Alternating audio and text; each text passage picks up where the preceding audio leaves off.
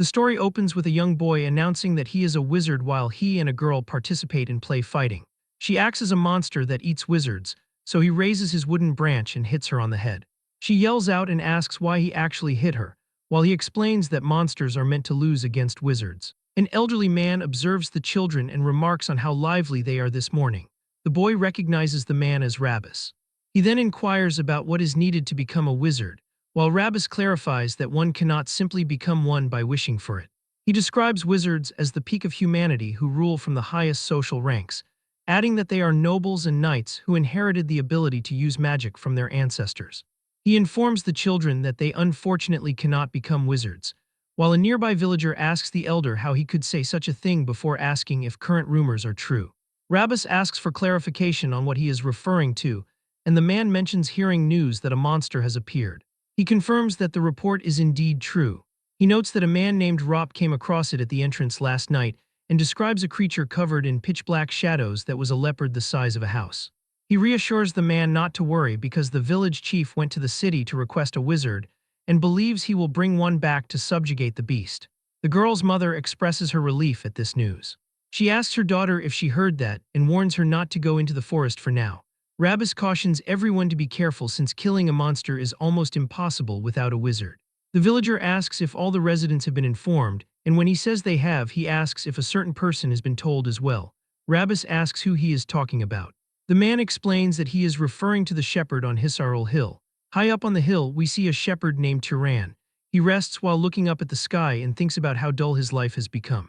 He reflects on viewing the same scenery and the same day over and over again. He wonders if he will eventually forget how to speak. Rabbus arrives and calls him a pathetic brat. He remarks that the sun hasn't even set yet and he is already slacking off, while Turan tells him to move because he is blocking the sunlight. Rabbus yells that he lacks manners and asks if he is still holding onto a grudge from a past incident. Turan asks if he is talking about the time his mother died, and the old man tried to quietly turn the sheep into shared property. Rabbus simply clears his throat in response. Turan says that if that is what he means, then yes, declaring that he is not generous enough to share his mother's inheritance and stating they are not close enough for pleasantries before telling him to leave. Rabbus shouts in frustration at the young man. Turan glares back and asks what he wants. He informs him that a monster has appeared, causing the shepherd to ask about it. Rabbus explains that it is a leopard the size of a house that Rop found. Turan admits that the situation is a serious problem, while Rabbus notices that he is not even scared despite being the most likely target. He tells him to be careful since the village chief went to request a wizard.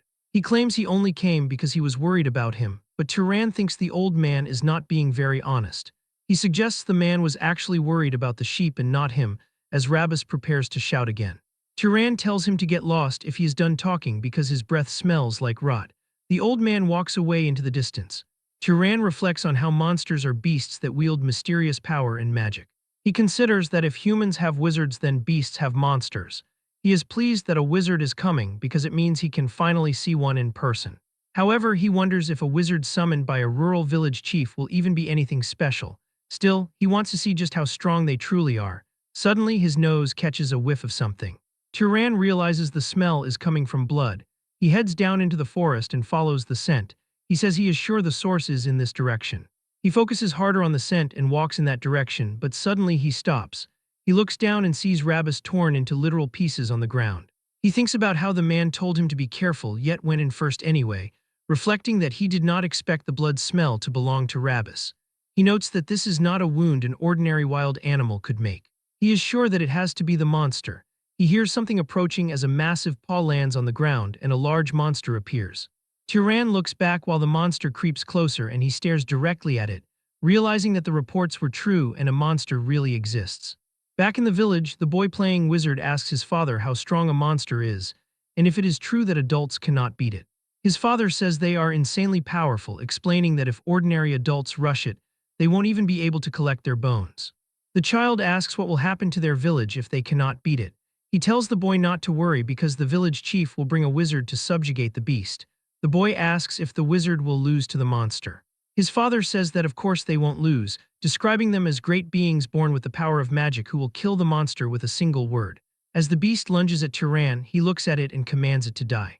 The command causes the monster to backpedal and create distance. It snarls at him as he releases an aura. He wonders if his power is not working, The monster leaps again and he tells it to stop. The creature pulls back once again. He reflects that he knew killing it would not work but wonders why it cannot even be stopped. The monster attacks but Turan dodges the strike. The beast turns and sees him off to the side. Turan decides on a plan and reaches into his coat. He pulls out a rock and says that a shepherd should do what a shepherd does. The beast prepares another strike. He tells the stone to harden and places it in his sling, while his eyes glow gold as he tells the stone to become faster and swings the sling. He takes a step forward and tells the stone to pierce through. The stone flies with a speed that seems to break the sound barrier. The rock flies toward the beast at full speed, and it is so fast that the monster can only dodge it slightly. The stone grazes the beast while cutting its ear and flying into the air. The beast dashes towards him with its mouth open and ready for a final attack. Turan says that it is actually aiming for the head. The rock suddenly stops in the air. It twirls and smashes into the back of the monster's skull, blowing it off. He stands over the corpse and reflects that this is his first time using the move on a monster. He wonders if he should toss the carcass into some valley. He grumbles that those village bastards really put him to work. Turan is a wizard. He realized his special abilities 8 years ago while he was only 10, at which time the young boy made logs fly through the air. Excitedly telling his mother to watch the logs flying, the child called out to her and announced his ability to create fire and wind. But his mother screamed for him to stop, and he reflects that it was the first and last time she ever got angry. Asking what was wrong, he was told to come and have a chat with her. She then asked if he wanted to live with her for a long time. Turan answered that he did. She made him promise to never use this power from now on, insisting that he must never use it in front of other people. She asked if he remembered the story about the noble and the knight. Confirming his memory, he listened as she explained that magic users are called wizards regardless of their status. She noted that nobles and knights are fundamentally different. Nobles are descendants of divine beings called the Freyans who came to save humanity, while knights are descendants of nobles mixed with humans. The boy confirmed his understanding. She clarified that this is why they differentiate between ranks even among wizards. Explaining that he inherited power from his knight father, she warned of evil nobles who treat knights like slaves. She told him to remember that nobody can know he is a wizard. 8 years have passed since that day. Turan has continued to uphold that promise to his mother. He declares that the promise will not be broken. He has no desire to reveal himself as a wizard or to descend the mountain. Suddenly, someone pounds on his door and yells for him to come out. Turan opens the door and goes out to meet them. He yawns and asks if they are claiming that he killed Rabbis. The villagers grab him by the collar and shout that he is shameless. They accuse him of hurting Rabbis and throwing him out to be eaten by monsters. He silently considers why they want to frame him. He notes that the oldest man in the village died alone instead of the young men who were too scared to fight. He realizes they think this is the best way to shift the blame from themselves to him. A villager tries to punch him, but Turan dodges and thinks that magic is convenient. Headbutting the man, he reflects that a strong wish happens at the cost of mana, and as another villager charges, he whispers for him to fall over. As the man falls to the ground, Turan notes that he does not need to start a fire. He just uses his power a little bit so that it is not obvious, just enough so that they do not die. He declares that he will dominate them. The fight continues as everyone charges at him, but after some time, all of the men are defeated and lying on the ground. For 8 years, Turan has hidden the fact that he is a wizard. He tells the men they should have used that strength for the funeral of Rabbis. Asking the nearby women if they are here to fight too, they reply that they only came to see him. He tells them to take those idiots down with them. Inside his home, he reflects that it is going to be chaos in the town again. He suspects they will use this as an excuse to rip him off when he goes to trade. He decides he can simply beat them up until he gets a fair deal. He thinks he gave them a proper whooping and they should not be back. Loud knocking begins again and he calls them insane. He throws open the door and asks who it is. He finds a tall man standing there. The man apologizes and says he thought he could ask for a favor in his travels, wondering if he has disturbed him. Turan wonders if he is a traveler. He apologizes and notes that a few uninvited guests just came by moments ago. Reflecting that his mother taught him manners, he wonders if that was proper, feeling awkward since he never talked nicely to people in this town. He observes a traveler with a sword in this sleepy old town. He tells the man that if he is looking for an inn, he should look elsewhere, but the traveler's stomach rumbles loudly. Turan sighs and tells him to come in. He prepares a meal and explains that he is not well off, so they do not have much. The man calls it a feast and notes that Turan must have never met someone from outside the town. Turan says that is right. He explains he was born and raised on this hill and has lived as a shepherd all this time. He notes that it is rare for this small town to get tourists. The man looks at him and finds it interesting. Commenting that for someone who grew up as a shepherd, he is well versed in manners, the man assumes his parents taught him well. Turan explains he learned from his mother, but she died a few years ago due to an illness. The man says she raised a proud son and is surely among the gods in a palace in the heavens. He thanks the boy once again, while Turan says he just lives the way his mother taught him. He asks what brings the man all the way out here to this country town, and the man explains he was asked a favor. Turan asks what kind of favor, so the traveler says they were looking for someone to take care of a monster puma. He declares that he is a wizard. Turan realizes he must be the wizard the village elder talked about, and the man says that is right. He asks if he can ask a question now, and Turan says sure. The man explains that he senses a monster in this area, but he does not see one.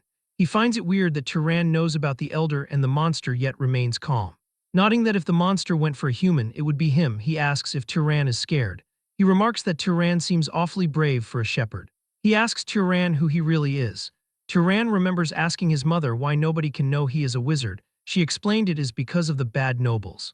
Comparing nobles to shepherds and knights to the dogs that nobles keep, she warned that they might treat him with love, but they can sell him off or sacrifice him.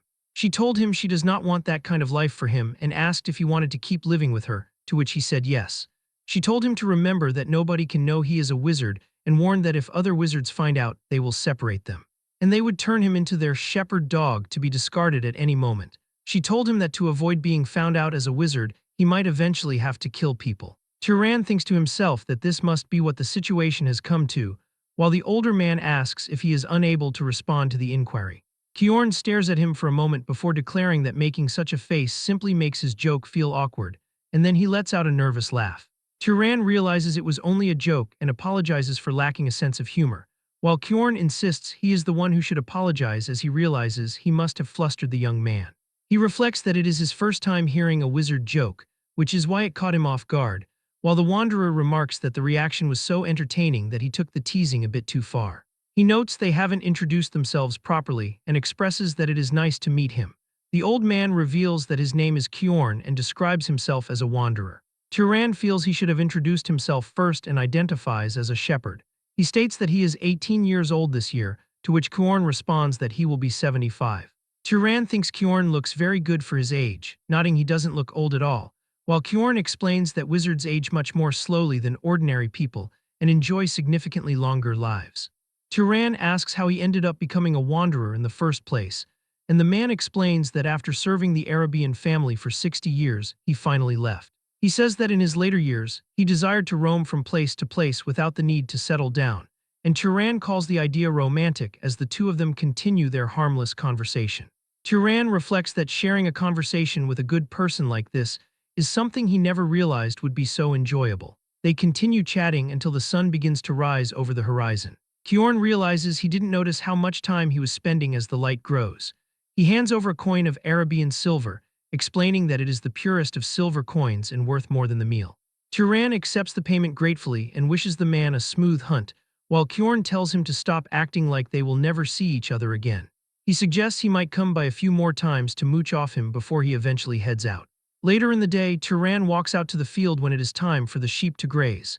He commands the animals to gather, causing them to look at him and begin walking his way. He reflects on the fact that this was the first time he has ever met another wizard, and wonders how long it has been since he shared a conversation that felt so naturally comfortable. Turan notes the ease and humor that naturally seeped into the man's speech was more than any adult he's ever met. He considers him a truly good person, recalling that the man even returned with a wolf. Turan had always thought knights were just emotionless hunting dogs used by arrogant nobles. He wonders how he is supposed to tell the man that there are no more monsters on Hisaril Hill. Meanwhile, Kjorn walks through the forest and notes that the surroundings feel strange. He sees traces of a battle but notes that he cannot feel a monster's presence anywhere. He looks up and discovers the rock from the sling embedded deep in a tree, wondering if the monster was already hunted and who in the world could have done it. He considers if the village chief hired another wizard, but he feels relieved that someone made things safe. Suddenly, he senses something and turns around to see the monster walking toward him with its face ripped apart. It releases a blood-curdling howl as Kjorn identifies it as a monster's wraith. He wonders who would do something like this as the monster attacks him, and he leaps backward to avoid the strike. He knows that failing to absorb or disperse mana from a dead monster's corpse turns it into a wraith, and he notes that a wizard who hunts monsters would certainly know this fundamental fact. Leaping high into the air, he concludes that the person who killed the beast was definitely a wizard, and he asks why they would leave it to become a wraith or if they were simply ignorant of the outcome. He reasons that a novice knight who doesn't know the basics could never have killed a monster like this. He wonders if they had some other intention, but decides that either way, he must destroy it. Drawing back a bow made of sheer lightning, he launches a magical arrow forward. The magic simply disperses as soon as it comes into contact with the monster's body. Kjorn asks if the monster's mana is vastly stronger than his. Suddenly, the monster disappears into the ground. He wonders if it is trying to counter magic with magic and wonders where it has gone. The creature begins to appear from his own shadow and looms over him. It swings down and strikes his arm, causing blood to fly from the impact. Kjorn realizes this is not a level a mere knight can contend with in battle, nodding that one would need to be at least a lower-ranked noble to have any chance. The monster sends Kjorn backward as he reflects on running into a wraith of this caliber in a remote village, and he thinks that you really never know what life will throw at you. The beast continues to change its shape into an even more grotesque and horrific form. Kjorn believes this is as far as he goes but refuses to die obediently. He vows that even if he dies, he will take the monster down with him. He plans to concentrate all of his mana into his hand for a final effort and stab the creature directly the moment it lunges at him. As the monster and Kjorn charge at each other, something shining comes flying out of the jungle. It was a rock that hit the monster hard. Kjorn is baffled as he watches the creature fall on the ground. Turan approaches and asks if Kjorn is all right. Kjorn remarks that the shepherd's joke is quite startling too, but he is just surprised to see him. He realizes the boy is a wizard and asks why he didn't tell him the truth. Turan remains silent, so Kjorn decides to change the question and asks why he helped him, nodding that the boy could have just walked away and let him die. Turan says it is simple as he recalls the night Kjorn brought him a dead wolf. He remembers asking why the man went so far for a simple favor, while Kjorn wonders what he is talking about as Turan continues. He notes that with his skills, the man could earn a lot more money more comfortably. Kjorn calls the villagers pitiful people, and Turan asks in what way he means that. He describes them living on the frontier and trembling in fear without basic protection, while Turan argues that it isn't the man's fault, but Kjorn explains a wizard inherits the power of a god, so they should live with pride by protecting powerless commoners. He admits that not every wizard thinks this way as everyone has their own way of living. Turan smiles and tells him exactly that while the monster rises for another attack. Kjorn tells him to listen carefully because this is not a level they can handle. He warns it is a monster they cannot fight unless they are at least a noble, and he tells Turan to inform the village chief immediately and help everyone evacuate. He vows to hold the monster off here. Kjorn admits he talked big but doesn't know how long he can actually last. But Turan tells him that it is okay as Kjorn asks what he is saying. Turan tells him if the attack he just used managed to land, then everything is going to be okay, while Kjorn asks what he is talking about, wondering if that attack wasn't his full strength, and he thinks a young knight hiding in the mountains couldn't hunt a wraith that even nobles deal with. That's what Kjorn thought at first, but he realizes what he is seeing isn't just a small connection made in a rural village, nor is it the reckless bravado of a young knight who ran from nobles. The scene before his eyes could be the beginning of a wizard who will turn the world upside down. Turan declares that he was also curious about what his limits truly are. As Turan stands before the monster, he declares that he wants to test his limits. Kjorn announces he will not permit the boy to face this alone, warning that despite his remarkable talent, this opponent is too formidable for them not to join forces. As the monster attempts to strike him, a sudden attack sends it flying. Kjorn realizes he would only be an obstruction since he could not even react to that previous attack. He acknowledges that at this moment, he provides no assistance to his companion. He decides that his current role is to help the young shepherd's talent truly bloom. Meanwhile, Turan stands firm while launching a continuous series of attacks at the beast. However, he realizes the situation is not as favorable as it seems because his physical strikes are taking no effect. Kjorn shouts that it is impossible to kill a wraith with physical attacks alone. Turan asks how he is supposed to slay the creature then, and Kjorn instructs him to use fire or lightning. The boy's eyes begin to shine as fire appears, yet it simply bounces off the monster, leading him to observe that it is not working. Kjorn is shocked to see that Turan doesn't understand that establishing proper causality is a basic requirement for applying magic to another living being, wondering if the boy lacks fundamental common sense. He realizes now that Turan was the one who killed the original monster and allowed it to become a wraith. This leads him to the conclusion that Turan has never actually absorbed mana in his entire life. He tells Turan not to simply light a fire but to create the flame and then shoot it at the target, yet he remains stunned by just how strong the boy is already. Turan catches his balance and begins to imbue the fire into his hand. Kjorn reflects that while making fire isn't difficult for a wizard, controlling it requires separate training. Turan performs the task instantly, creating a powerful fire. He steps forward before hurling the flames at the monster. The flame explodes upon impact, causing the monster to scream as it burns alive. Kyorn urges him to keep his mind focused on the spell, explaining that he must keep pouring mana into it so the fire does not go out. He insists that everything about the wraith must be burned away as Turan continues to imbue his mana into the attack. His eyes shine like a rainbow as the flames grow more violent. Kyorn cannot believe they actually won and reflects on how absurdly strong that wraith was, nodding that one would need at least noble-class power to fight it, yet Turan took it down. Turan asks if the battle is finally over, while Kyorn remains in disbelief that a shepherd from the mountains achieved such a feat. Kyorn warns that if he does not want to encounter another wraith, he must absorb the mana first, and when Turan asks how to do that, he tells him to imagine draining something into himself. Turan agrees and places his hand on the remains. As he focuses, a green aura emanates from the monster and gathers into his palm. As he does this, all of the mana is absorbed and circulates throughout his entire body. As he starts to shiver, Kyorn mentions he will experience a certain kind of pleasure. He declares he cannot believe it even after seeing it with his own eyes and asks if this truly was his first time absorbing mana, and Turan confirms that it was. Kyorn explains that after an initial awakening, mana grows slowly with age, and the most effective way to grow is to kill monsters or wizards and absorb their mana. Since this was Turan's first time, his innate potential must be in a different league entirely. He concludes that this young man must belong to a noble house. Kyorn bows and apologizes for his previous rudeness, then asks which noble house Turan belongs to, but Turan tells him to wipe the blood off himself first. Back inside the house, Kyorn has his arm covered in bandages. He once again apologizes for his lack of manners toward the boy, feeling he can only apologize for making someone as esteemed as Turan perform such a task. Turan reminds him he has already stated he is not someone esteemed, explaining he is just a shepherd who does not even know who his father is. He glares and tells him to stop the formalities, while Kyorn agrees and tells Turan not to glare at him.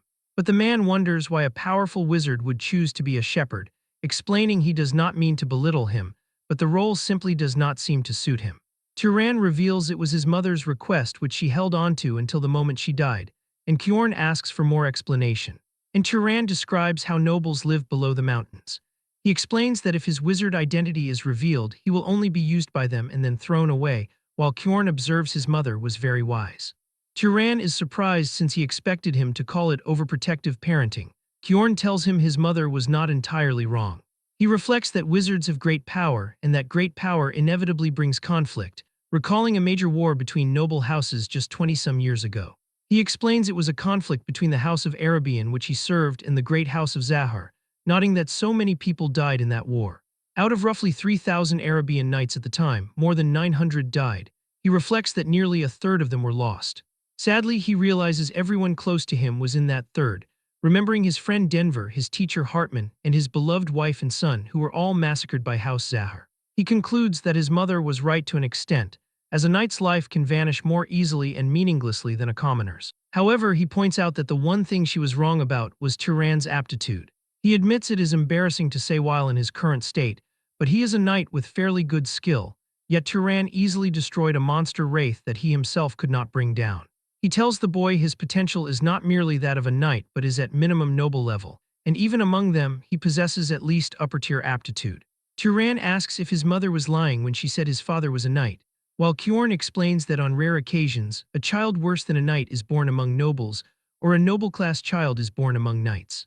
In that sense, he suggests it would be better for Turan to leave this hill and enter the world. Turan asks why he should do that, and Kyorn explains that humanity desperately needs more strong and kind nobles and knights, because humans are still not the complete masters of the world. Long ago, other races pushed out by the gods were left watching for a chance to rise again. In the midst of this, nobles only continue to wage war against one another. He argues this is an age that desperately needs someone strong and kind like Turan. More than anything, he asks if Turan is truly satisfied living as a shepherd. Turan looks at him and asks what he could even gain by going below the mountain. Kyorn explains that it depends on his desires, whether it be wealth, fame, authority, family, or friendship, noting that any of that is hard to obtain here.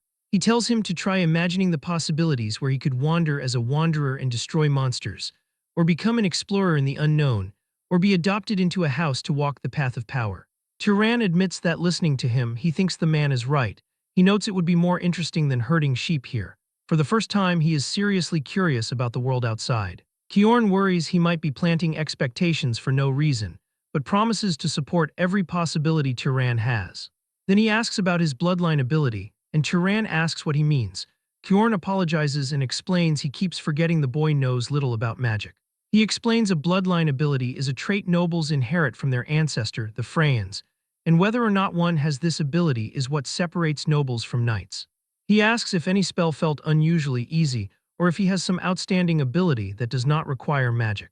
Turan wonders if it is because he is strong, but Kyorn explains that simply having mana makes a wizard's physical abilities stronger. Turan mentions he has a good nose and is pretty good at throwing stones, while Kyorn says that if his sense of smell is exceptional, it can be considered a bloodline ability. Kyorn notes that being skilled with thrown weapons is a trait of House Arabian, though it is a fairly common one. He tells Turan to continue explaining. After some time, Kyorn declares that he thinks he knows which house his abilities are closest to. Turan asks for the house's name. Kyorn's expression changes as he tells him the name of a great house known as Pursuers or Hunters. He reveals it is House Zahar, the very one that fought the war against House Arabian. Turan is visibly surprised by this. As Turan hears the name House Zahar, he becomes visibly worried. He looks at Kyorn with a sad expression since he shares a bloodline with the man's enemies.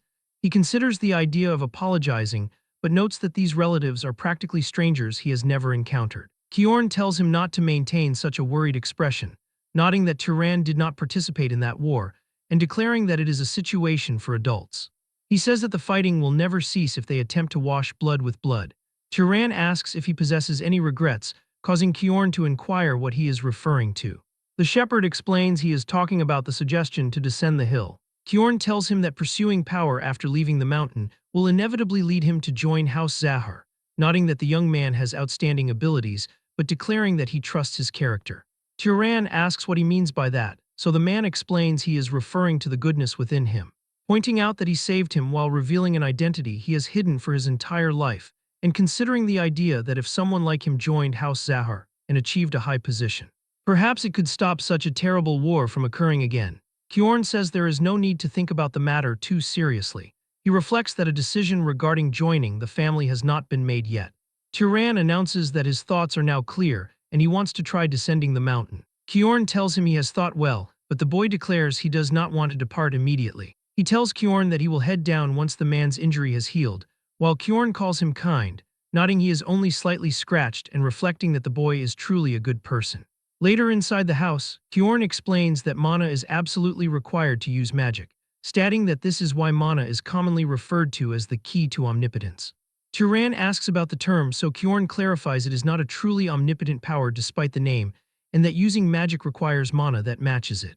The boy asks what the standard for matching mana is, so Kyorn declares he will explain that immediately. He says the difficulty of magic is largely determined by three factors, listing them as bloodline, affinity, and causality. He explains that bloodline is determined by the specific lineage one is born into, which applies to most nobles who are not knights. He considers that it would be difficult for the boy to heal wounds using magic, asking if he is wrong about that, but Turan declares that he is not. Kyorn continues that for members of the Ravista bloodline from the south, it is something they can achieve even without training since the power originates from the bloodline.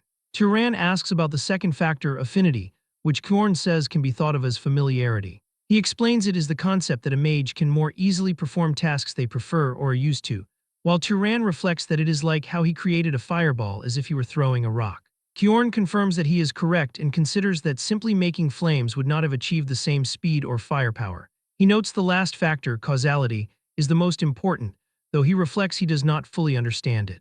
He asks what would occur if Turan tried to kill him directly by using mana, so Turan says some light would probably shine from his head and nothing more would happen. Kyorn says that is exactly the phenomenon occurring from a lack of causality. He explains it applies when there is no appropriate cause for a desired outcome, or when what needs to be achieved is excessively difficult. Turan reflects that he thinks he understands a bit of what causality is. He notes that to kill Kyorn, instead of spending mana wishing for death, he would need to provide a cause of death like creating and shooting flames, which is more natural than directly lighting one. Kyorn tells him exactly that while reflecting Turan could have been a scholar instead of a mage. Turan says that he can control ordinary animals as he wishes and asks why magical beasts would need something like that, so Kyorn tells him it is because of their mana. They continue talking while a sheep eavesdrops. Turan reflects that magic is certainly not easy, while Kjorn tells him an excellent mage knows not just how to use mana, but also the principles and situations behind it. The shepherd wonders if the House Zahar bloodline also possesses special magic, so Kjorn tells him they are skilled in stealth and tracking and suggests he try it once. Turan agrees to the suggestion. He closes his eyes and thinks how he does not want to be seen by others, wishing that neither sound nor smell could be detected. He starts to fade away and asks if it worked. Kjorn stands there speechless, seeing nothing in front of him. He tells him he succeeded because he can no longer see him.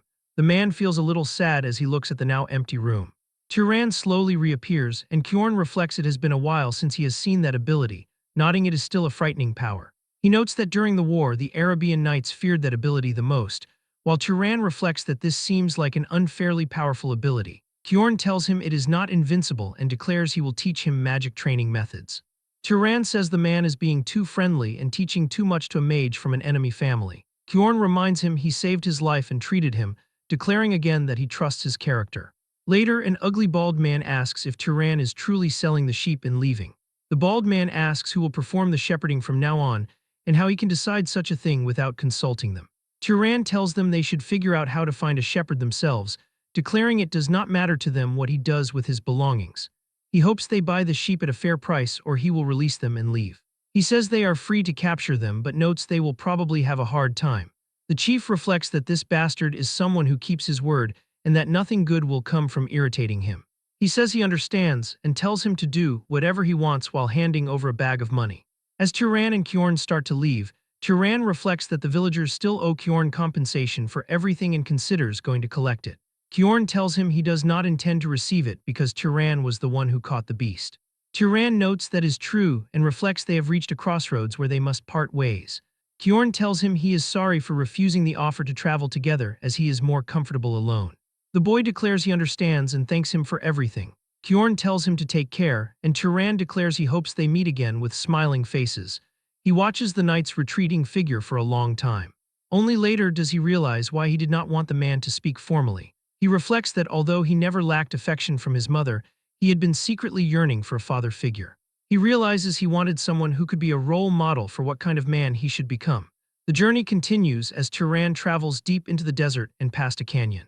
As he walks and looks up to try to look farther, he spots people off in the distance. He wonders if they are traveling merchants going from village to village. He reflects this is good since he can ask for directions. Turan reaches near them. A man asks who he is to block their path, so Turan explains he is traveling alone and asks for the location of the nearest city. They tell him he will reach a city called Mure if he follows the road they came from. Turan thanks them for the information and starts to leave, but one of the men tells him to wait. He asks if the boy is really going to leave after receiving information, while Turan asks what he is talking about and wonders what he wants. The man tells him he should give something in return if he receives something. They take out their blades and tell him to take off his bag. Turan asks if they are bandits and the man asks what he will do if they are. The man who gave the directions declares this is just recklessness, nodding this is a wasteland where no one would find it strange if someone died. He points his sword at Turan and tells him to take off his bag and cloak while they are being nice, because killing and stripping him would be unnecessarily bloody. Turan understands and notes they are bandits who kill people. He remembers his training with Kjorn, practicing magic with him and remembering everything the man told him. Recalling Kjorn, Turan declares he will use them for practice. The group begins to laugh at him, declaring that he is talking like some kind of wizard. Turan moves his hand forward, sending the men flying through the air with a gust of wind. He notes that instead of generating wind from thin air, shaping it with his hand, and amplifying it uses much less mana. He didn't realize he could whip up wind this strong with such a small amount of mana, and the men are left completely confused by the attack. He then begins to pull water from his water pouch, forming it into a crystal. He creates multiple crystals now and the bandits realize they have made a mistake. One of the men is impaled by crystals, which kills him instantly. Turan thinks that this spell is supposed to be useful near a lot of water, but considers that simply throwing stones feels faster and stronger than this so far. The bandits apologize and say they didn't know he was a wizard while begging for forgiveness.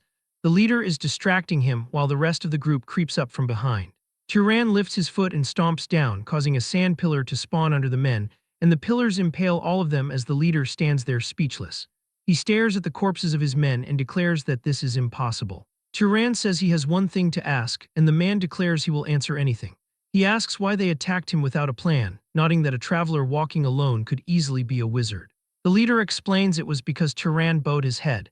He says that even when they spoke rudely, the boy bowed and greeted them, so they assumed he was ordinary. Turan thanks him and declares that the man taught him something useful. The bandit smiles and asks if he is really going to spare him. Water begins to gather above the man's head, as a flashback shows Kjorn telling him that he is going to meet many people, and there is something he must absolutely know. He says he must never show mercy to scum like bandits, describing them as the kind who do not hesitate to harm others for a profit. He notes the reason he is saying this so firmly is because he understands the boy's nature, and Turan declares that he understands the reasoning. A life spared out of pity could end up harming 10 good people, so he kills the man and reflects that he has stalled for long enough. The road the bandits drag their cart along left clear wheel tracks cutting across the sand for him to follow. As he follows the trail, one thought remains burned sharply into his mind. He killed people. He feels guilt but realizes he couldn't just let them go. Kjorn's warning comes back to remind him of those who rob and kill without hesitation, and such people would target others again at any moment. Like tracks in the desert slowly fatting as weeds grow over them, Turan's chaotic heart gradually settled as he recalled the teachings of Kjorn. And then, he arrived in a new world. He stands above the small city of Mure, which is unlike the village where he spent his life. He thinks that the place is pretty, and as the streets are crowded with people, he notes it is his first time seeing so many together. Even the architecture is completely different from what he is used to. He feels as though he has truly come to a city. He walks toward a shopkeeper who welcomes him and asks what he can get for him. Turan says he is not a customer. He recalls Kjorn saying that if he reaches a city and needs a place to rest, he should look for an inn. The shopkeeper tells him that if he is not buying fruit, he should get lost. Turan wonders why the man is being so rude, and if it is an unspoken rule in cities that questions require buying fruit first. He points to a fruit and asks how much it costs, so the merchant tells him it is 2 ducat. Turan asks what exactly a ducat is, but the merchant notes he looks like an outsider who probably doesn't know what that is, adding that paying with other coins is fine too. Turan hands over a coin and asks where he can find the inn. The man points him toward the biggest inn in the city. When he arrives, an inn staff member named Lena welcomes him. She tells him that he is a handsome guest, and he asks how much a night costs, and she says it is 16 ducat. He declares that he will stay but adds that he has one more question. He asks if there is a monster nearby with a bounty on its head, but Lena is surprised that he is asking about a monster. He thinks about needing to kill monsters to absorb their mana, and recalls Kjorn saying that hunting monsters would earn money as well. He asks why she is not answering his question. Lena declares that there is no such thing as free in this world. She eventually has him buy a drink and tells him to go to City Hall. He asks what that place is. She asks if he really doesn't know and declares he must be from the countryside. She explains that city halls are where various public affairs are handled, and the officials working there are employed by the city's lord. She adds it is probably closed since the sun is already down, but suggests going there tomorrow if he wants to find a monster bounty. She asks if he is a monster hunter as well, so Turan asks what a monster hunter is. She explains people claim that if an ordinary person hunts monsters, they become a wizard, and she asks if he is trying to become a wizard too.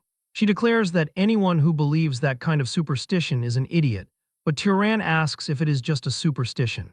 Suddenly someone puts his hand on Turan, and it was a monster hunter named Midden who declares it is a fact that killing monsters makes you a wizard, saying he saw it with his own eyes. Lena is surprised to see him alive, but Midden declares he is not dying until he becomes a wizard. Turan pats the man's hand, and Midden removes it from his shoulder while apologizing for the intrusion. Turan says he wants to hear more about what was just said, and Midden asks if he refers to the part about becoming a wizard by killing monsters. He explains that wizards get stronger when they hunt monsters, and by the same principle an ordinary person can become a wizard. He notes the 4 of them are hunting monsters to try and become wizards. Turan asks if that means someone among them is already a wizard, but Midden says no and explains there is only the Lord's wizard and 3 others under him in this city. He notes the boy's gear is too shabby for hunting and asks if he has a weapon. Turan says he does and holds up a sling, while Midden notes that judging by how worn it is, he must have used it a lot. Turan says it is good for firing something the size of an egg quickly, but Midden says he could easily hunt rabbit or fox monsters with that. He notes they were wishing for one more shooter and asks if he has any interest in hunting with them. Turan smiles and says no but thanks them for the offer. At night in his room, he reflects that there is no reason he has to hunt together with them. He thinks about what a chaotic day it has been. He still can't believe he actually left the village, wondering what is going to happen from here on. He senses someone outside his room and asks who it is.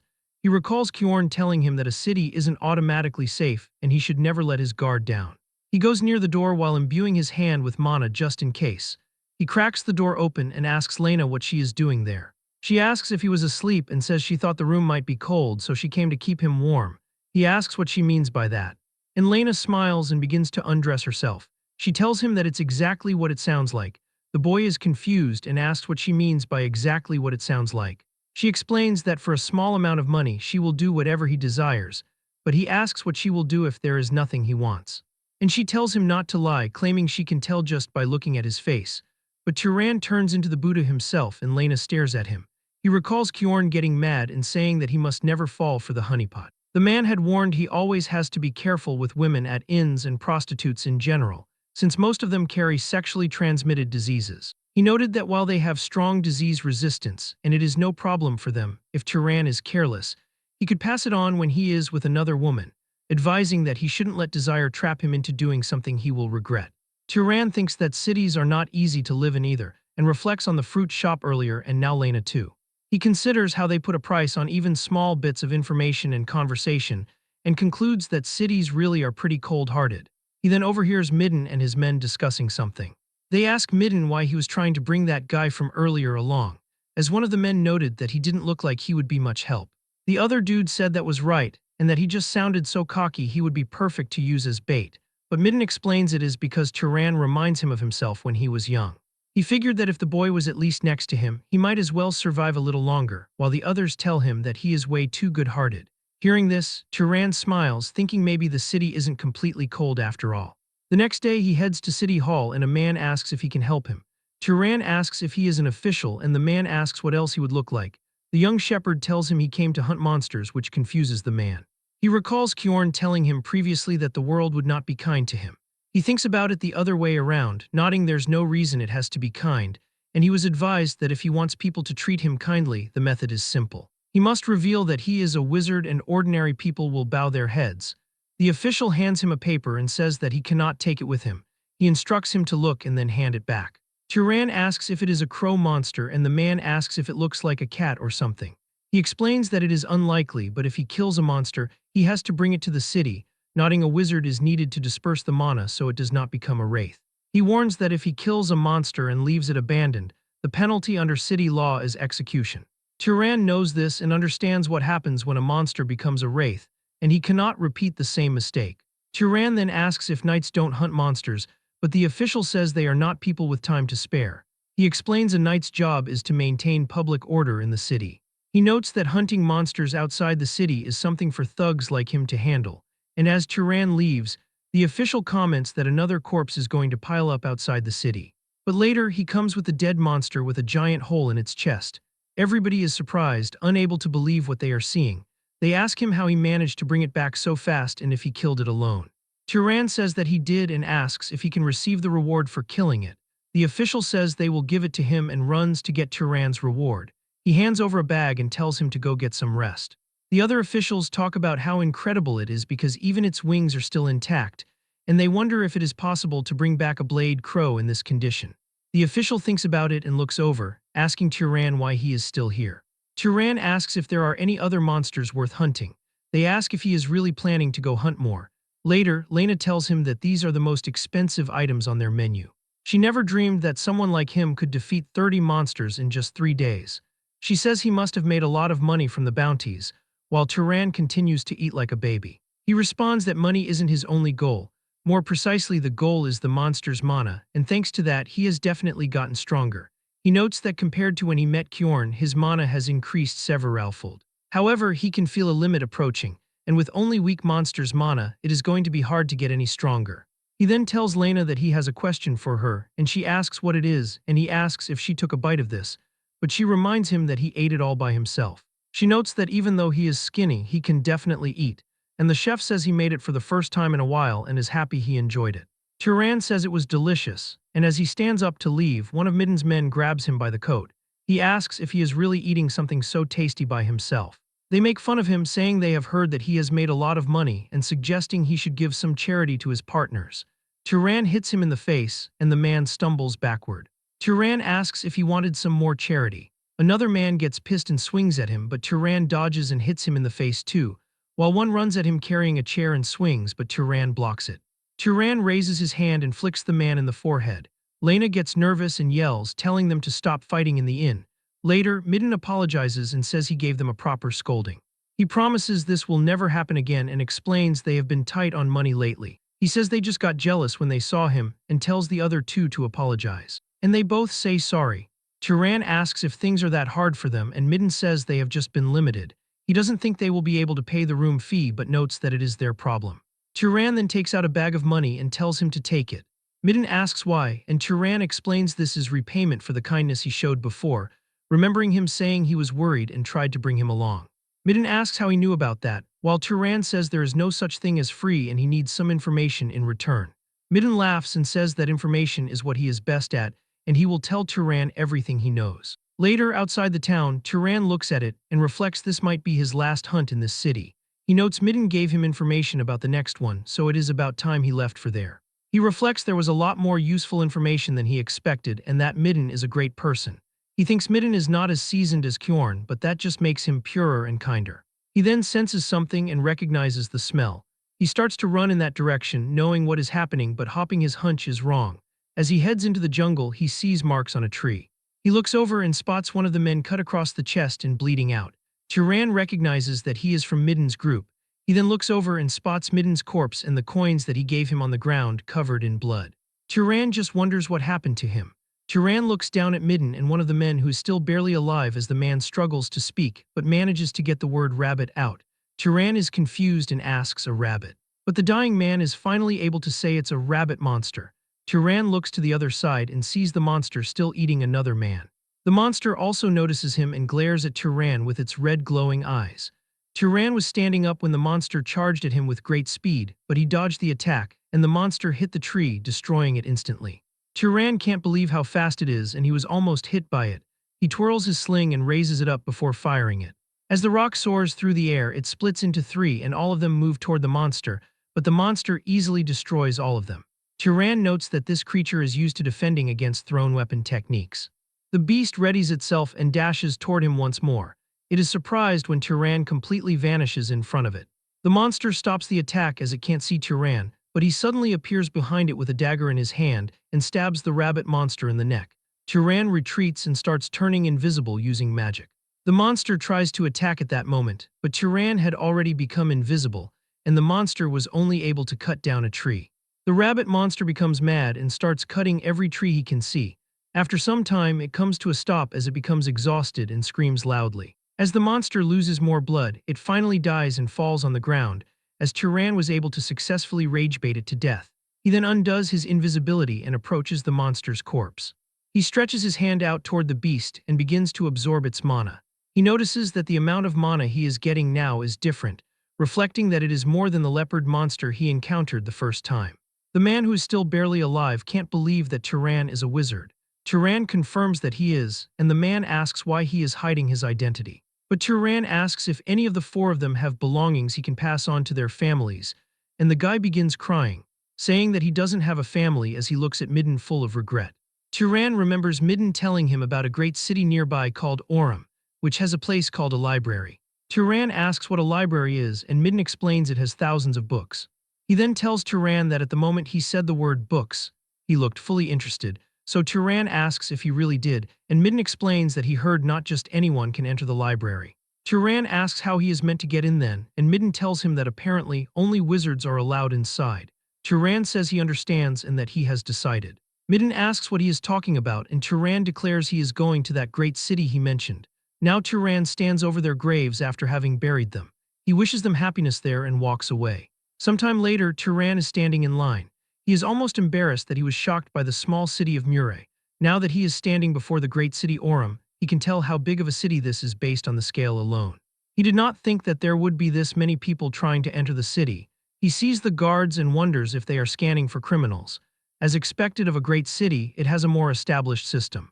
The guards tell him to stop, and Turan asks what is wrong. They inform him that he cannot be allowed to enter because his clothes are absolutely filthy, telling him he should dust himself off at least. Later, he gets into the city and stands before a massive tower. He reflects that this must be the library that Midden talked about. He thinks it is overwhelming and must have been built with magic. He walks up to the entrance and says that he is trying to enter, The guards tell him that only wizards are allowed to enter. He tells them that he is a wizard, but one of the guards gets pissed, asking if the boy wants to die for impersonating a wizard. He declares there is no way a kid like him could be a wizard. But the guard tries to imbue his hand with mana as Turan recalls Kjorn's words, who had told him that wizards can recognize each other by sensing the other's mana and can tell whether someone is stronger than them. Turan decides to use this to his advantage and releases a massive amount of mana. The guard gets scared from sensing the power and falls onto the floor. He realizes that this is no ordinary wizard and is at least of noble class or higher. He screams his name and declares he is Kenya, a knight of House Voltas, and wonders which house Turan is from. Turan asks if he has to tell him his house to enter, and the man says no. However, to use the library, he needs permission from the Master of Voltas, and when Turan asks what that means, the guard says he will contact House Voltas for him. Later, Turan is sighing as he reflects he thought it would be a simple process. However, maids are now cleaning him inside of a bathhouse, and he wonders how this even happened.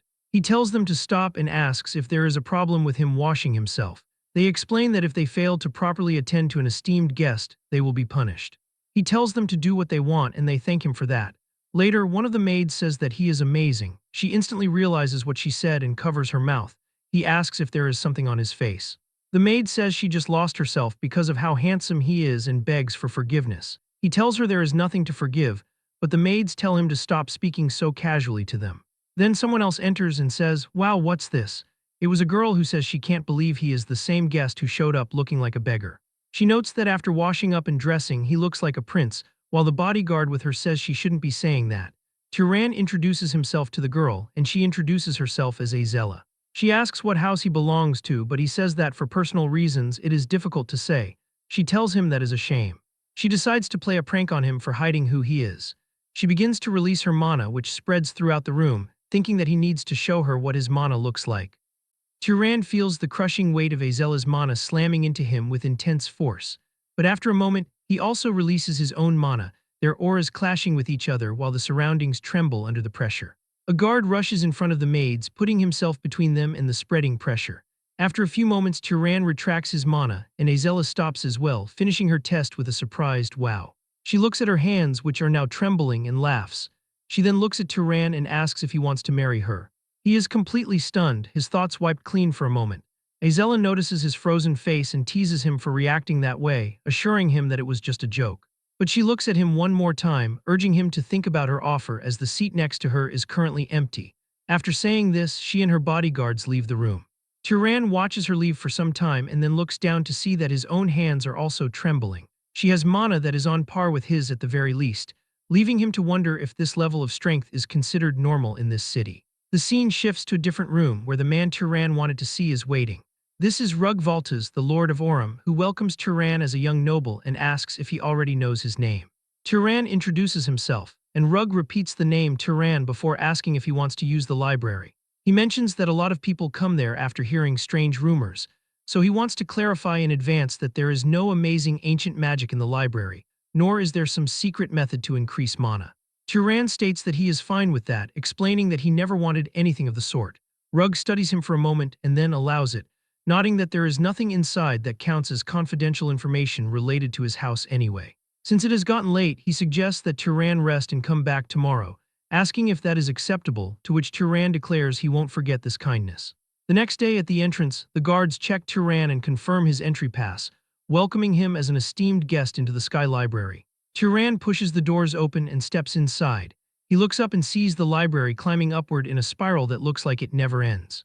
He finally realizes what the library truly is. Then a voice comes from nearby, greeting him by name. He turns to find a young girl standing there, who introduces herself as the librarian and states that, by order of the Lord, she will explain the simple rules for using this place. Turan stares at her, surprised to see that a little kid is the librarian. She raises a finger and explains that the first rule is he must compensate them if he damages anything. The second rule is he cannot take any books out. And finally, she will be watching him the whole time he is using the library. Turan asks if she could stand a little farther away while he reads because he feels uncomfortable. He asks if, as a librarian, she has read the books there too.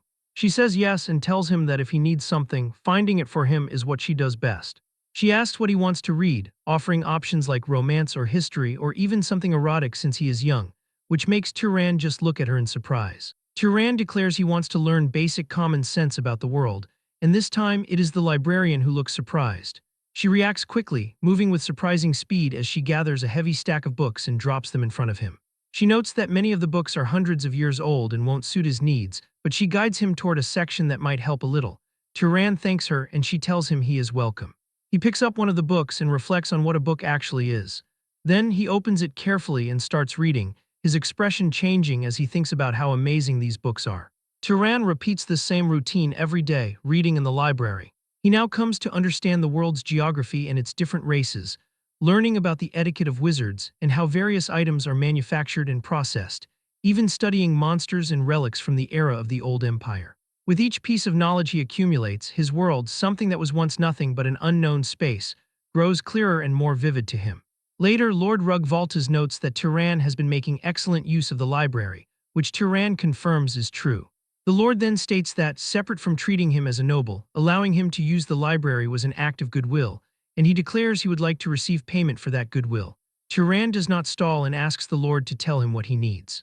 Rug explains that a monster has appeared north of Orem and has been attacking travelers, noting that 4 knights who went to subjugate it never returned because they were eaten. He adds that it seems a noble will have to step in personally, but his house can only mobilize 2 people at the moment. Turan agrees to help, thinking that protecting people is what a wizard ought to do. However, he feels something is off, knowing that wizards are usually the type who do not get involved in things like this. Rug adds that the Northern Road is an important trade route for Orem and has been blocked for 10 days, so they have to reopen it quickly. Turan realizes that 10 days ago was before he even arrived in Orem, figuring out that this is why the Lord let him use the library so readily. The scene shifts as a large group leaves the city.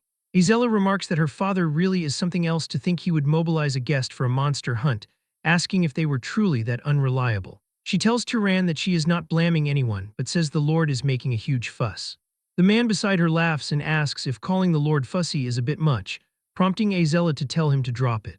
That man stops for a moment and turns toward Turan to introduce himself as Marvin Valtas, saying he looks forward to working with him, and Turan returns the greeting. As they walk, Azella says they should finish this quickly and go back to rest.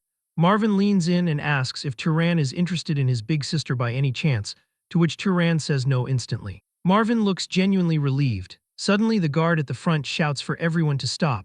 Up ahead, they find a destroyed carriage on the road. As they inspect the wreckage, one guard asks if this was done by that creature. Another guard says it probably was, reasoning that since they forbade anyone from going north from their side, the travelers must have come from the south and gotten attacked by the monster. Turan stays quiet and studies a mark on a wooden board. He then states that the monster is a monkey. Azella repeats the word with doubt, so Turan tells them to look at a handprint and explains that the creature attacked the peddlers and went back into the forest. If they locate its trail, they should be able to find it. Azella says she can barely use tracking magic and asks Marvin if he can, but Marvin says he cannot either. Turan then steps forward, volunteering to try looking, and searches for something amidst the carriage parts. Azella asks if he is from a specific tracker bloodline, but Turan just picks up a small piece of cloth and simply says he uses this method a lot and is used to it. He closes his eyes, smells the cloth, and activates a search spell. He opens his eyes and a blue energy trail becomes visible to him. He points toward the forest and leads them that way. The trail stops at a river where Turan notes that it looks like the beast washed its body. Azella refuses to believe a mere beast did that on purpose to avoid being tracked, while Turan suggests it might have just washed because it wanted to. Suddenly, Turan sees those blue lines again and warns the group that the beast is behind them. A massive monkey monster with glowing red eyes emerges, roaring loudly. The monkey raises its hands, in which it is holding large stones. The knights see this and shout for everyone to dodge. The monster launches the stones, which are so large and fast that anyone hit by them is heavily injured. Turan barely escapes the attack, but he is more surprised by what he is seeing. Azella and Marvin do not dodge the attack but use the knights as shields, and because of that, those knights are heavily injured. After the attack stops, Azella simply throws away the knight she was holding as a shield. Turan finally understands that his mother was not wrong. Azella screams for everyone to attack. The remaining knights who can still fight run toward the monster, but the monster turns to run and the knights, seeing it flee, chase after it. Meanwhile, Turan puts a small rock into his sling. Azella and Marvin run after the monster, but it is too fast. Azella says that they are going to lose it, but as she speaks, she sees a small rock fly past her. It is so fast that she cannot even react. The rock flies past all of them and hits the monster, going straight through its body as it screams in pain. Azella and Marvin look back and see Turan walking calmly while spinning his sling. Turan looks up as the monster screams again. As the monkey monster screams and collapses on the ground, Azella quickly seizes the opportunity to finish the creature, extending her hand and using her magic as an immense torrent of fire erupts. This fire takes the form of a dragon and moves toward the monster, but the creature can only stare at the flames because it is heavily injured by Turan's attack and cannot move. As the fire hits, it creates a massive explosion, completely obliterating the monster. Turan watches the flames and realizes that he is witnessing the bloodline ability of House Volta's pyromaniacs. The knights can finally breathe in peace now that the threat is gone. Azella looks at Turan, admitting that she got chills for a second while his rock was flying toward them. Marvin asks if his sister got scared. Azella tells him to shut up and declares that he is the one who screamed like a little girl, to which Marvin asks in disbelief when he ever did such a thing. Meanwhile, the knights are busy checking the wounded. Several men have broken arms, but one veteran tells them to quit whining, pointing out that someone else had their whole arm blown off, asking if anyone has spare bandages, while another knight notes that a man's head will not stop bleeding, prompting someone to suggest trying to apply medicine to the wound. Turan looks over the scene and realizes this is a mess, remarking that they are lucky there were no casualties. It was a surprise attack by a monster, but he notes this was a fight where they could have avoided serious injuries altogether. He looks at Azella and Marvin, considering the fact that since their bodies get stronger based on their mana, these nobles should be several times tougher than the knights. Despite this, they did not hesitate to use people weaker than them as shields. Marvin notices Turan's stare and asks if something is wrong, but Turan tells him it is nothing. Azella calls Turan over, nodding that the most important part of the battle is to absorb the monster's mana, and she welcomes him to the absorption party, to which he agrees.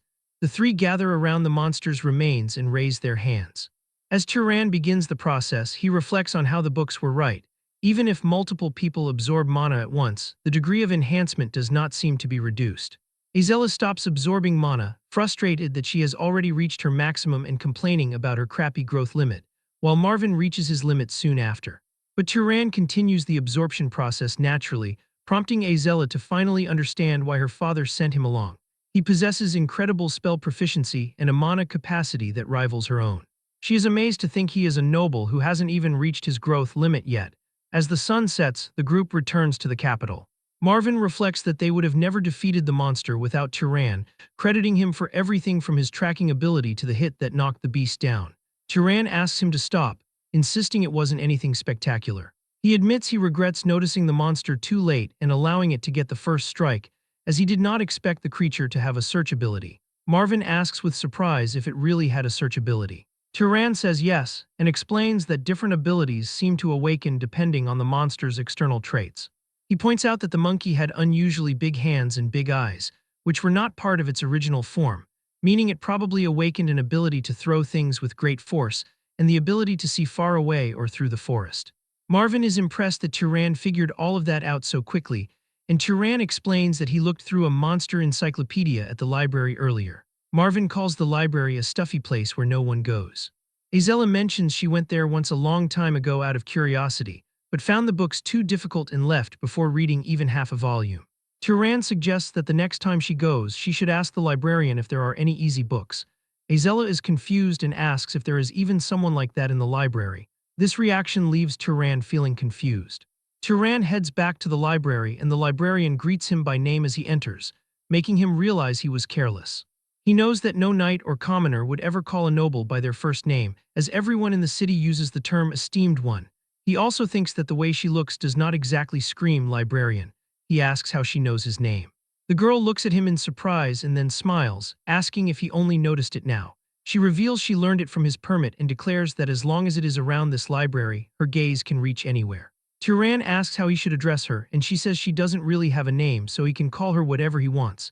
She suggests something cute like my love, but Turan decides he will just call her librarian. She calls him stiff and notes it is awkward for him to be polite after using her for days, calling her to do this and that, though Turan declares he never did that and tells her not to come so close because it is burdensome. He asks if she is a wizard from the old empire, but she says she was never a person to begin with, explaining she is a kind of spirit and asking if it suits her. She tells him that when a soul inhabits something living, it becomes a living spirit, but when it inhabits something neither alive nor dead, it is a regular spirit. In other words, the library itself is her. This human form is just for comfortable communication based on the user's preference, and she smiles, telling him that his preferences are kind of. Turan tells her not to make stuff up, but she insists she is like a reflection in water. Turan looks at her carefully and places his hand on her belly, but it goes right through it. She asks where he is touching and says it feels weird. Turan apologizes, and she complains about how annoying it is that she cannot directly exert power on intruders. She declares that if she could, she would have punished every last bastard who took books out of the library. Turan notes it seems House Voltas does not know she exists. She explains that until now, there was no one with the qualifications to perceive her. Her creator made it so only those whose type is complete beyond a certain level could see her, and she finds it romantic that only Turan can see her. Turan asks what she means by type, and she explains it is what wizards call a bloodline. He asks if she can tell him about his own bloodline, but she suggests asking his parents, to which Turan reveals he is an orphan. The spirit licks her lips and offers to check for him, saying she only needs his consent to examine his body. Turan asks what she means by that. The spirit laughs and makes a ghostly expression before suddenly sticking her hand into Turan's chest, which also goes right through his body, leaving him stunned. She laughs and notes that they are now connected. Turan tells her not to say weird things but realizes it doesn't hurt. She reveals that while there are a few small bits, the big chunks are the pursuer and hunter bloodlines, asking if that is a trait of House Zahar, and he says yes. However, she notes that there is one more bloodline and says that Turan is mixed. Turan asks what she means by mixed, and she explains he is the result of two people from different bloodlines, though she doesn't know what the other one is because it is still locked. She says a locked bloodline isn't that rare in bloodline combinations, and that it will open naturally as he grows stronger. Turan reflects on his mother, thinking she was far too polite and educated to be a commoner, making him wonder if she was a descendant of some noble with a bloodline so diluted it couldn't hold night-level mana. He tells the spirit he understands and thanks her, prompting her to tell him to stay one more month if he is truly grateful. From then on, Turan does not read alone. He asks the spirit about the contents of the books and requests explanations, asking if there are really that many invisible substances in the world. The librarian shares knowledge from books that were plundered and vanished thousands of years ago, teaching him that if he makes water float and looks through it, he will be able to see it directly. Turan finds these lessons on the laws of nature to be a treasure beyond measure. He learns that diseases arise from microorganisms and that the decay of living things is caused by the feeding of germs. He also grasps basic principles like the refraction of light, the generation of heat through friction, and the process of how living things get injured and how they heal. Turan decides to experiment with decay. He touches an apple before him and it quickly turns rotten. The librarian asks how his progress is, and Turan calls it incredible. While existing magic can achieve this effect, understanding the scientific principle allows him to consume far less mana. He realizes that simply changing the way he perceives the world has raised his skill as a wizard. He asks if powerful houses are monopolizing knowledge like this, nodding that if every wizard knew it, they would lose their competitive edge. The librarian notes that people's level of knowledge keeps dropping over time and says she now understands why. Turan eventually declares it is time for him to leave. He says that the owner of this place has been openly giving him hints to go. The librarian's spirit begs him to take her with him and tries to hug him, but she passes right through his body and hits the floor. Turan asks if she can even leave the place and she admits she cannot. She begs him to stay, promising to take good care of him, but Turan gently says he will pass. She huffs that he is never going to say he will stay. She encourages him to look around the land for the god's legacy, suggesting there might be spirits out there who know even more than she does. Turan promises to visit from time to time. She tells him to come if he wants to or not, though she is clearly sad to see him go. Turan smiles and says that there are still many books he has yet to read. He finally leaves the city, following a continental map he got from the library. House Zahar's base is in the Emerald Desert, east of Orem. He decides to head toward Zahar to find clues about his parents. As Turan walks, he notes that there is no need to rush. If the clues were going to disappear, they would have vanished sometime over the last 18 years, and if they are still there, arriving a little later will not make them vanish now. He continues to train, kill monsters, and absorb their mana. As he travels through the woods, he suddenly hears a horse neighing. He wonders what is happening and spots a majestic horse with a saddle. Turan realizes that the horse is not attacking the man lying on the ground, but is actually protecting him from attackers. One attacker calls it a demon and asks what kind of pet monster could be that strong. Turan watches closely, wondering if the horse is actually the one being targeted. Suddenly, Turan realizes who the attackers are. They are two dark elves, and one tells the other to try and create an opening somehow, to which the second elf replies that it is easier said than done. One dark elf uses magic as a purple energy spreads out, and monsters start to rise from the ground. Turan realizes this is the dark elf necromancy he read about in a book. He wonders if he should help but hesitates, thinking the man lying there might have been the one who attacked the dark elves first. His eyes widen in shock as he sees one of the dark elves eating a human arm. The first elf asks whose hand that is and tells the other to give her one too, but the second one tells her to eat her own, as she must have already taken some for herself. Turan realizes with disgust that they are cannibals. He activates his stealth magic and becomes invisible while the female dark elf remarks that the men she killed are too hairy. And as the male elf takes his final meal, he is killed by Turan's attack in an instant. The strike is so fast that the female elf cannot even react. The monsters summoned by the now dead elf vanish. Seeing this, the female elf panics and tells her monsters to gather and protect her, and the beasts immediately surround her. Turan attacks with a rock, but a monster blocks the projectile with its horn. The elf shouts, demanding to know who is there and ordering them to come out, as a buffalo monster charges in his direction and destroys the trees. The elf realizes her attacker is using stealth and declares they will see if he can still hide after this. As she summons a wolf monster, it releases a glowing orange aura that spreads through the area and detects Turan. Turan's magic fades away and he starts becoming visible. The elf also notices him and shouts that she has found the demon. She commands her monsters to kill him and they charge at him. Turan rubs his hands together and creates fire. He releases an explosion of flames at the monsters, which knocks out the wolf monster, but the buffalo remains unharmed. It rushes toward him, and Turan barely dodges the attack, falling to the ground. Turan realizes they are incredibly fast and thinks it is a good thing he took one of the elves out beforehand. Suddenly, Turan feels a sharp pain and looks down to see the wolf monster biting his leg. Turan kicks the beast away and stands up, but as he tries to look for the other monster, the buffalo runs toward him at full speed and sends him flying into a tree. Turan coughs up blood and falls to the ground as he is surrounded by the monsters and the elf. The dark elf laughs and says it serves him right, asking how he dared to kill Kel, and she declares she will make Turan beg to die. However, the horse suddenly strikes the dark elf in the head. The elf's head is crushed, and she screams as the horse continues to trample and kick her.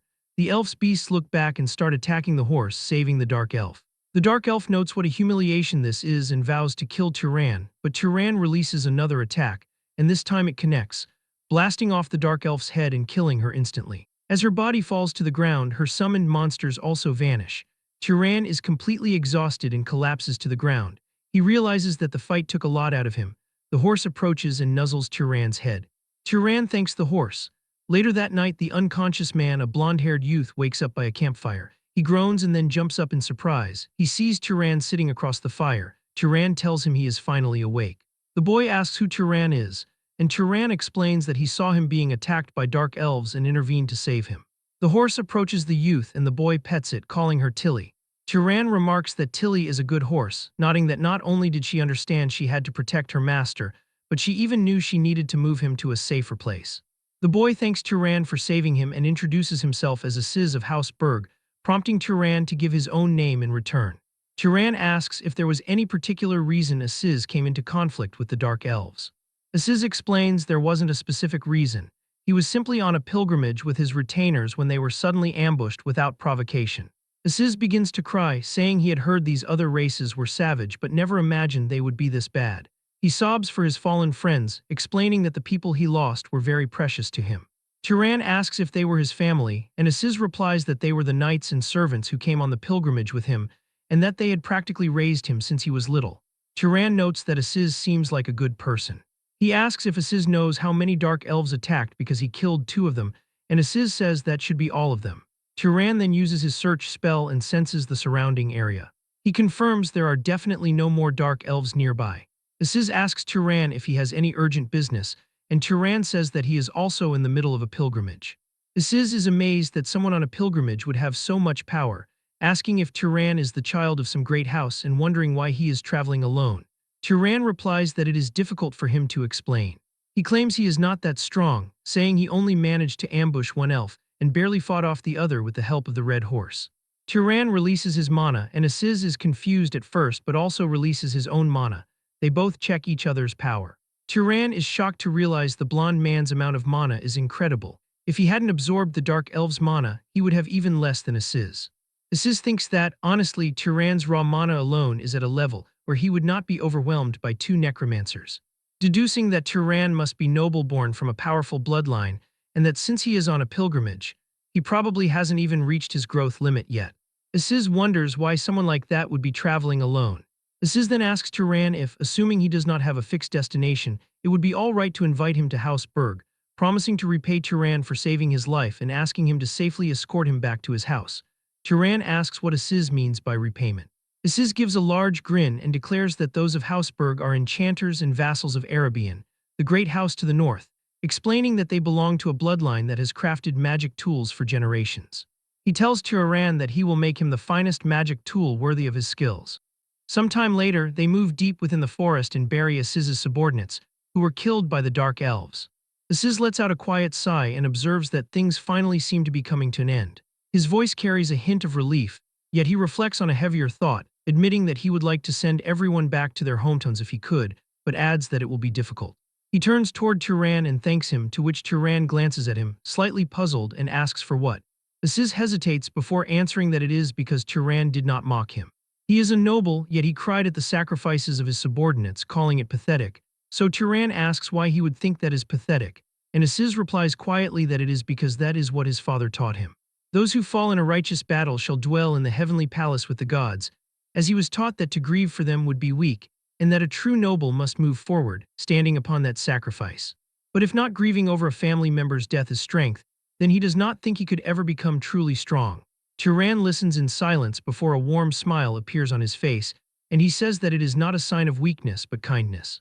Aziz is taken aback, then tries to lighten the mood by suggesting they speak more comfortably since they are going to be traveling together anyway, nodding that the age difference between them is not that great either, and Turan gives a small nod and agrees. Aziz smiles and raises his hand, announcing that he looks forward to working with him as a friend. Turan stands still for a moment, repeating the word friend to himself.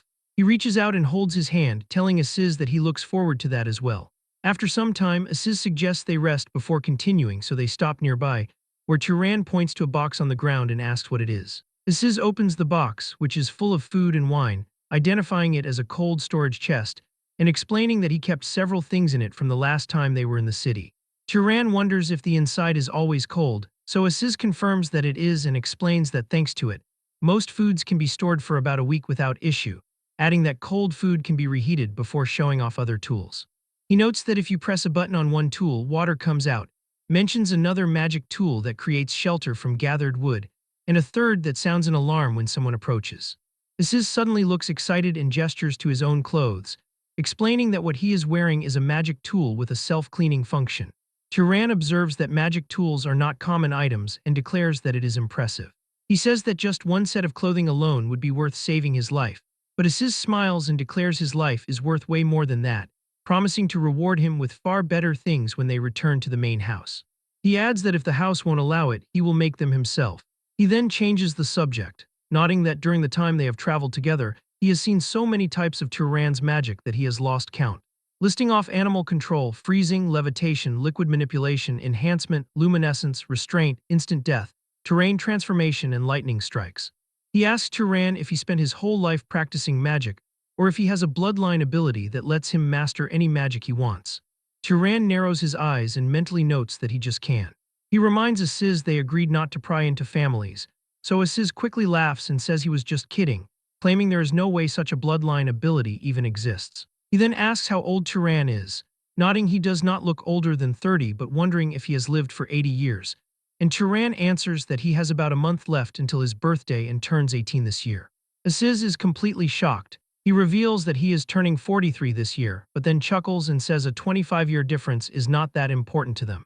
Aziz crosses his arms and says he should have known Turan had that much magic power to take down 2 wraith sorcerers, adding he was not expecting there to be 2 geniuses like him in the world, leading Turan to ask, too.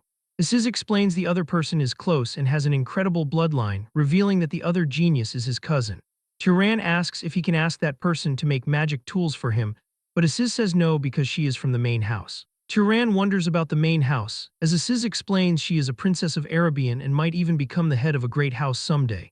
After that, they start walking. He explains that unlike ordinary wizard houses, heads of great houses do not easily pass positions to their own children. Because in a great house, there are dozens of relatives in the same generation, and naturally at least one of them is usually stronger than the head's own child. Yet among the head's children, Mesa was born with the greatest talent. After awakening her magic power, Mesa mastered all manner of combat magic in just 10 years. Turan is surprised as Aziz adds that as a result, she received the full support of her house, and now at only 21 she is almost on the same level as the core members of the house. Turan thinks about how much power she has at that age and asks if the house performed a funeral. Aziz says that is right and explains that when their eldest granduncle passed, his magic power was devoured by Mesa, though they naturally received portions as well. Turan realizes it is clear there is a good reason the great houses maintain their supremacy. Aziz points ahead, nodding that it seems they are almost there. Turan looks up and Aziz explains that this is the Dakin Plains, the central territory of Arabian. They eventually arrive at Zavillan, the territory of House Berg. As they enter the mansion, a woman rushes out and asks Aziz what on earth is happening. Aziz shouts, "Mom," and embraces her, starting to cry. Turan watches, mentally nodding that Aziz is 43 and yet reacts this way. A man with a beard approaches and tells Aziz to mind his dignity and at least address her as mother. So Aziz apologizes and then introduces Turan as a new friend from the south who risked his life to save him, stating that without him, he wouldn't have made it back here alive. The mother says this pilgrimage route wasn't supposed to be that dangerous and asks what happened. So Aziz reveals they were attacked by dark elf wraith sorcerers. She is furious and calls them filthy wretches, declaring she will take an army and tear them to shreds. The man from before calls her the house head and tells her to compose herself because people are watching. He then asks Turan which house he belongs to, and Turan replies that he is afraid he cannot say. The man asks if he cannot, and Turan admits he does not really know, explaining he was born to a commoner mother and does not know who his father is. Aziz is shocked and asks why he never told him about that, but Turan replies it is not something worth boasting about. The head of Berg looks at Turan of the unknown house and declares that since he saved her child, she shall see that he is properly rewarded. She tells him it is difficult to offer him a room there, but says she will arrange for him to stay at the finest inn in the city, making Aziz frustrated as he asks his mother if they shouldn't host him at home. She explains that would normally be fine, but they have an important guest staying with them now. Regardless of the circumstances, it is difficult to bring in a stranger of unknown origin, and she hopes he understands. A voice suddenly speaks up, telling the aunt she does not need to worry about her, as surely the person who saved Aziz would not suddenly try to assassinate her. A woman dressed in black appears. Aziz realizes it is Mesa and asks what she is doing here all of a sudden. Turan observes the Princess of Arabian, thinking she looks more like a corpse in her current state. Mesa explains that she is there to hide because she was nearly assassinated by Zahor's vermin. Aziz is shocked that an assassination attempt happened at the main house. Given how fortified that place is, he asks if there could be an insider. Mesa replies that there is probably an insider because the main house does not just have one or two people with questionable loyalties. She declares she is tired and retires first, saying good evening to everyone. After that, Aziz's mother calls her maid named Ina and tells her to show Turan the second best guest room in the house. The next day, Turan opens his eyes on a bed in the grand guest room. After resting, he walks through the hallway where he meets Aziz again. Aziz notes that Turan is up early as usual and asks what he is doing alone in the hallway. Turan points to a magic lantern on the wall and says he finds it interesting, so Aziz says he makes those every now and then for practice and tells Turan he can have one. After hearing this, Turan says he is not that interested. Suddenly, a massive flash of lightning rumbles through the windows, lighting up the hall. Turan looks at it in confusion, while Aziz explains it is Mesa practicing magic and notes she is always diligent. Turan asks if that was Arabian bloodline magic, and Aziz confirms it is the Storm bloodline.